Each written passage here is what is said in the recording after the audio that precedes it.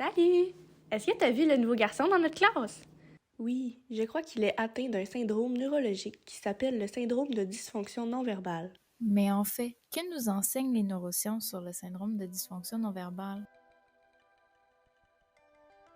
Passons ensemble en revue le syndrome de dysfonction non verbale. L'identification de ce syndrome est encore très récente. Johnson et Michael Post l'ont identifié pour une première fois en 1967. On y incluait alors un ensemble de déficits non-verbaux reliés à l'apprentissage.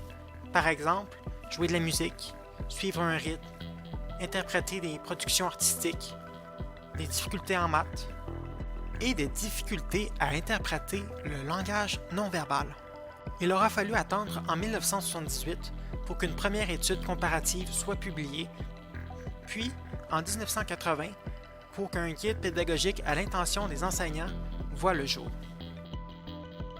Malheureusement, il n'est ni reconnu par le ministère de l'Éducation, ni reconnu par le manuel de diagnostic et statistique des troubles mentaux.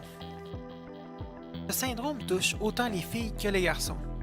On essaie de le diagnostiquer le plus tôt possible pour pouvoir venir en aide à la personne, mais il touche l'enfant comme l'adulte. La symptomatologie du SDNV est présentée sous forme de 3 déficits. Le premier, il y a perturbation des habiletés visio-spatiales. Le second, déficit attentionnel pour les stimuli visuels et tactiles. Et le dernier, c'est un désordre à divers degrés, donc au sujet de la conduite et comportements sociaux de l'enfant ou de l'adulte. Il est parfois difficile de déterminer si une personne est touchée par un SDNV. Pour ce faire, on va vraiment miser sur les capacités visio-spatiales. On se rend souvent compte que l'individu a un potentiel de langage très bon, donc il va être très volubile. Par contre, son raisonnement visio-spatial va être limité. La personne va avoir également des difficultés à utiliser sa mémoire de travail. Les stimuli visuels et tactiles. On remarque souvent que les enfants atteints du SDNV ont la difficulté à mémoriser des informations qui vont être vues. Donc, on essaie de contrer en utilisant, exemple, l'entrée du tactile, mais elle aussi est problématique pour l'enfant. Malheureusement, on se rend compte que le déficit s'accroît avec l'âge.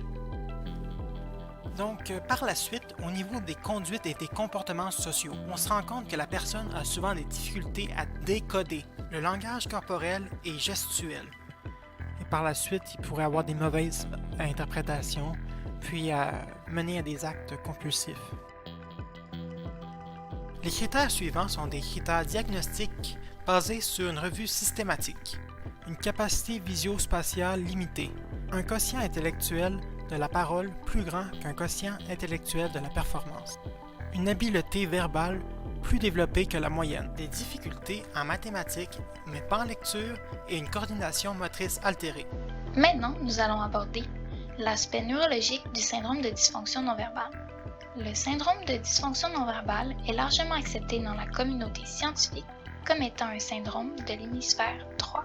Si on regarde la neuroanatomie du cerveau humain, la matière blanche est située sous la matière grise et entoure les ganglions de la base. Elle comprend aussi les axones des neurones.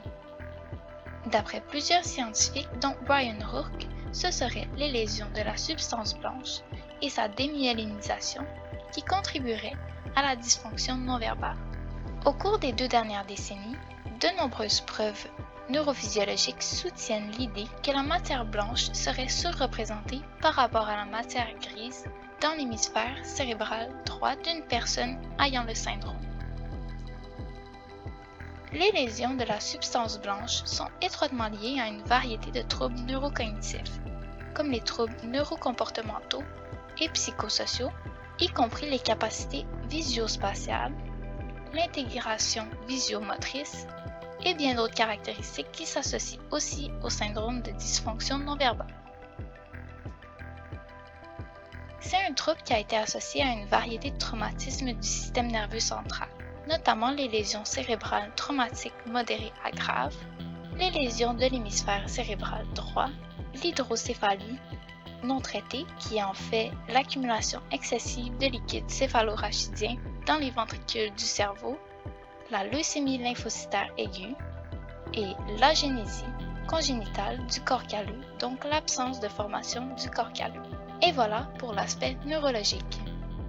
Pour cette partie de la vidéo, je vais présenter les similitudes entre le syndrome d'Asperger et le syndrome de dysfonction non verbale. Ces deux syndromes ont des origines différentes malgré certaines similitudes entre les comportements des personnes atteintes. Le syndrome d'Asperger a une origine inconnue, alors que le syndrome de dysfonction non verbale a une origine neurologique. Ces deux syndromes ont aussi une classification différente, car le syndrome d'Asperger est un trouble envahissant du développement classé dans le manuel diagnostique et statistique des troubles mentaux, alors que le syndrome de dysfonction non verbale est connu comme un trouble d'apprentissage et n'est classé dans aucun manuel. Passons maintenant aux similitudes entre les deux syndromes. Pour débuter, l'âge d'apparition du syndrome est le même pour les deux syndromes, donc souvent émis en début de scolarité. Si on parle maintenant des habiletés cognitives, les personnes atteintes ont en général des capacités intellectuelles dans la moyenne, mais ont souvent de la difficulté à appliquer leurs connaissances à d'autres situations. Les interactions sociales sont souvent plus difficiles pour ces personnes, car ils peinent à soutenir le contact visuel, ont un mauvais jugement social, ne comprennent pas quand quelqu'un se moque d'eux, ont de la difficulté à maintenir une discussion et préfèrent souvent la compagnie des adultes. Pour ce qui est de la communication expressive, ils n'ont aucune difficulté apparente et s'expriment généralement très bien. Pour ce qui est de la communication réceptive, les personnes atteintes de ces syndromes ont souvent plus de misère à utiliser le non-verbal, à comprendre l'humour, le sarcasme ou encore le non-verbal des gens qui les entourent. De plus, ils croient souvent tout ce qu'on leur dit et prennent tout au pied de la lettre. Sur le plan affectif, on remarque des personnes avec une mauvaise estime de soi et malheureusement fréquemment de la dépression ou encore de l'anxiété à l'adolescence. Si on parle maintenant des comparaisons avec le syndrome de dysfonction non verbale et les troubles verbales, comme la dyslexie, on peut remarquer que malgré certains troubles d'apprentissage, beaucoup d'enfants atteints d'un trouble du langage n'ont pas de problème du côté des interactions sociales, comme on peut le voir avec le syndrome de dysfonction non verbale. Le syndrome de dysfonction non verbale peut aussi être mis en lien avec d'autres traumatismes du système nerveux central, comme une lésion cérébrale traumatique, de l'hydroencéphalie, de la leucémie ou encore des lésions de l'hémisphère cérébral droit qui sont souvent associées au syndrome. Selon certaines recherches sur le syndrome de dysfonction non verbale, les personnes qui en sont atteintes auraient des difficultés dans la perception de l'humour. Les enfants ayant des troubles d'apprentissage non-verbaux sont décrits comme ayant des problèmes de perception sociale. Ils sembleraient relativement incapables de comprendre leur environnement social ainsi que leur propre comportement. Ils auraient des difficultés avec la reconnaissance faciale et un faible développement de l'empathie. Tous ces éléments peuvent interférer avec la perception du cadre ludique et l'engagement dans la complicité émotionnelle nécessaire pour vivre l'humour. Ce sont des zones dites de déficience chez les enfants atteints du syndrome de dysfonction non verbale. Elles peuvent contribuer à des difficultés de compréhension de l'humour et cela est encore plus vrai quand l'humour devient plus subtil. Selon Semrod, Klickman et Glass, il est discuté que les compétences perceptives effectives utilisées dans les interactions sociales sont déficientes chez les personnes atteintes du syndrome de dysfonction non verbale. Ces compétences comprennent la capacité d'interpréter les expressions faciales, le langage corporel et l'inflexion vocale ou la prosodie. Compte tenu des principales difficultés de reconnaissance de l'expression faciale et de la réception de la prosodie, il est raisonnable d'interférer une perturbation dans le développement de l'attachement et de la réciprocité didactique qui constituent les prémices de l'interaction sociale. Un autre problème qui semble être observé chez les personnes atteintes du syndrome de dysfonction non verbale est la difficulté en mathématiques. En effet, selon Semrod, Klickman et Glass, les difficultés de perception précise des stimuli visuels et spatiaux sont des raisons qui entraînent des problèmes en mathématiques chez les personnes atteintes du syndrome de dysfonction non verbale. Ces problèmes seraient plus particulièrement dans le traitement du stimuli nouveau et complexe, et également dans l'interprétation de parties individuelles comme un tout intégré. D'autres déficits peuvent expliquer ces problèmes rencontrés par les personnes atteintes du syndrome de dysfonction non verbale pour la résolution de problèmes mathématiques. Le déficit de ces capacités peuvent entraîner des problèmes de décodage des symboles, écrire et copier des nombres, séquençage et alignement approprié des numéros. La définition la plus largement acceptée du syndrome de dysfonction non verbale repose donc sur le déficit des compétences visuelles, spatiales, organisationnelles, tactiles, perspectives, psychomotrices et non-verbales de résolution de problèmes, selon Forrest.